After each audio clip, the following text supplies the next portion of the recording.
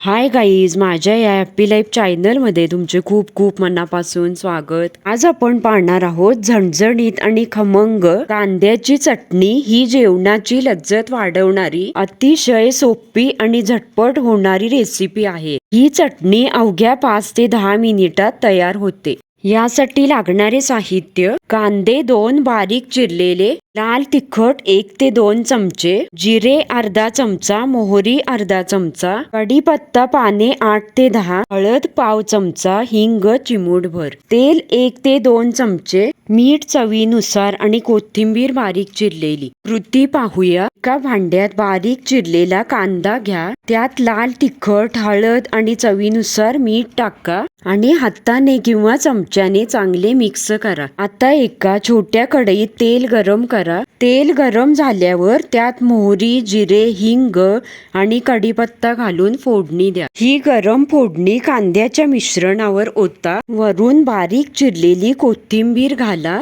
ही चटणी भाकरी, पोळी किंवा गरम भातासोबत खायला अप्रतिम लागते. रेसिपी आवडली तर लाईक, कमेंट, सबस्क्राईब.